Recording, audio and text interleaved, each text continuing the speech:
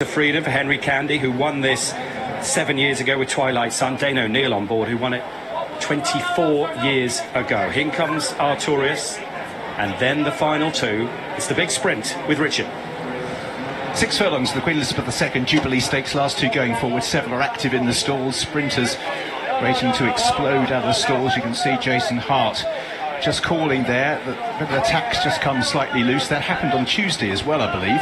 So all set, 6 furlongs, and there's one that's reared badly coming out of the stalls. Might not have come out at all. I think it was Cannonball who reared in the stalls and has lost the rider. So the astrologist over on the far side, and also Coeur de Pierre cut out the early running in company with Big Invasion Sacred. Kinross is over there with Cardam at the rear of the group. Art Power leads Artorias, who is being ridden closer up the centre of the racecourse. Meanwhile, it's Highfield Princess who blazes the trail from Akeen Emiratiana, Sandrine and Al Sahel towards the near side. Wellington's back in that group in company with Rohan, and at the rear of it is Run to Freedom. So the astrologist over on the far side giving a lead to Coeur de Pierre and Kinross in company with just tracking those. Big Invasion, Art Power up the centre, Highfield Princess, Wellington with a lot of work to do with Al Sahel, Emiratiana, Sandrine coming there with Artorias with 2 furlongs to go. Highfield Princess is careering along on the near side. Sacred coming there on the far side with the astrologist, and Kinross behind these Al Sahel as they enter the final furlong. Over on the far side, Kinross in company with Sacred, the astrologist, and Coeur de Pierre. They're being pressed by Cardam. Highfield Princess still there on the near side. Wellington is making belated late headway. Sacred over on the far side. Highfield Princess the near side. Cardam between the pair. Cardam in the centre is nosing through, and Cardam for a big shock in the Queen Elizabeth II Jubilee Stakes beats Sacred, Highfield Princess, Artorias, Run to Freedom, Coeur de Pierre behind these astrologists. Wellington couldn't go fast enough with Al Sahel, and all the way back to Rohan. I've seen that loose horse Cannonball gallop past the enclosures fine. Hopefully the jockey is okay. Believe from the start he is. The shocks just keep on coming. Jamie Spencer's second winner of the week aboard Cardam.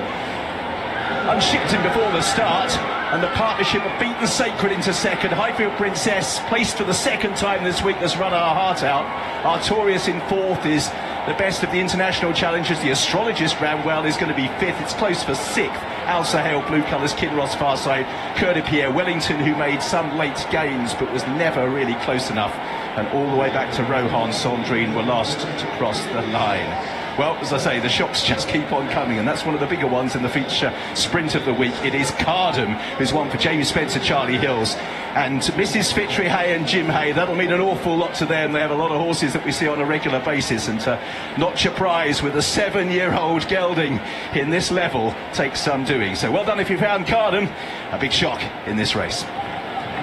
And Richard, the biggest prize winner ever in this Jubilee Stakes was 40 to 1. Cardam has just won at 80 to 1. I mean, congratulations if you found him. He comes right from the back, typical Jamie Spencer. Prior to this, he'd been 0 from 8 in Group 1s. He was 4th in 2020, Megan. But here comes Spencer, scything through the field.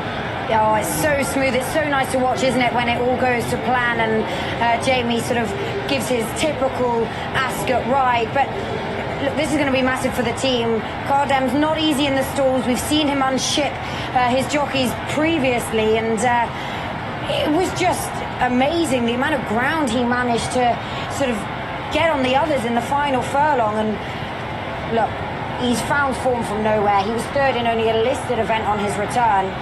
Bounced right back to the best of his ability here. Jamie Spencer has found the absolute conveyor belt. I'd say that's nearly the same strip, the same blades of grass that he came up on Witch Hunter the other day. He was asked afterwards, tell us about that, Jamie. Well, I rode him to run well.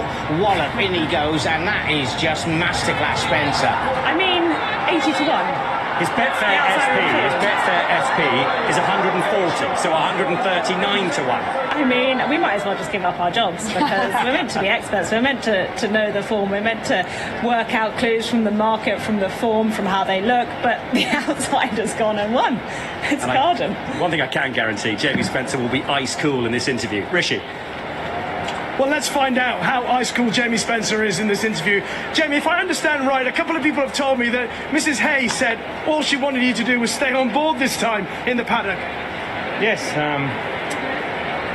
look, I had no pressure. I followed Frankie and Tom. I could see Tom was going well at halfway, so just like in a cycling race, you let him do the work for you, and you hope when you pull out, you've got a little bit to to going far, but I must.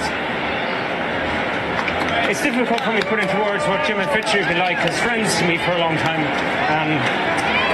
They've been great people towards me, and even for myself and my own children are watching now. In years before, when I was probably flying at this meeting, they wouldn't have understood, but they understand now, and it's nice when you get text from them saying well done and whatnot. Would this be one of the most emotional successes of your career? I know, look, winning Group 1s are hard.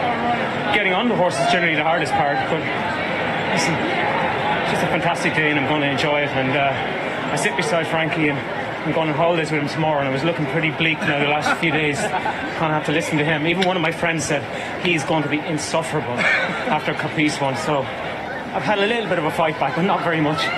Well, it was amazing to watch you showing what you've got in the saddle, Jamie. Terrific stuff today. Thank you. Thanks very much.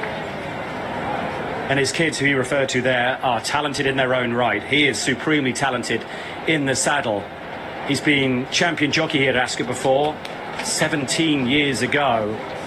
Now he's coming in another Group 1 winner. 2 on the week for Spencer and Charlie Hills, who we know from Muhara and Batash, so good with these sprinters. And Carden, we've seen him produce the goods at Goodwood really before, in the King George sprint at Goodwood. Now delivers at Royal Ascot. Well done, Charlie. In the colours of the Hayes, Mrs. Fitchery Hay, led in by Violet Barton. Carden wins the Queen Elizabeth II Jubilee Stakes. And he's not the easiest before the race in the stalls, and now he doesn't really want to go into the winner's enclosure much. Maybe Mrs. Fitchery Hay will get them going in the right direction. A shame for Violet not to be leading in the horse she looks after. No, Violet's back in charge. I think that's probably sensible. 7 people clapping who backed him. Brilliant from Spencer. You know, as we said, Witch Hunter up that same strip of ground, and talk about having the confidence to get him into that rhythm. And he has such a great set of hands. That is key. They are the best telephone wires in the world, and to sit and wait and slipstream his way in, just like I mentioned it earlier this week, just like Eddie Della Hussein back in the day over at Santa Anita. And yet, I mean, nothing phases him. Nothing phases him. Not even that. He gets a lot of sticks sometimes on social media for a waiting ride where he drops out the back and doesn't get there in time. I often used to ask Cash Asmussen, you know, what is it, Cash, about your riding? And he would say, well, try and take the best from each rider and use that in my own skill when I'm out there. And Spencer's one of those. It wouldn't matter if he was riding for £1 or 10 million. He could ride exactly the same race, and that's key. Charlie Hills' 2 boys won't be far off the scene. They absolutely love the game. They'll be enjoying this. Now, the tote dividend actually was less. It was £74.45. That matched the SP, hence it's 81. I'm surprised by that. I thought it might be a huge World Pool return as well. The SP was enormous. The SP itself was 80 to 1. Carden won the big sprint. Sacred, she's so consistent. Second at 9 to 1. She'd have traded short on the exchanges, I'm sure, in running. I thought she was home. I was getting pretty excited. And Highfield Princess never lets you down. Megan, again, she's run well, third this time.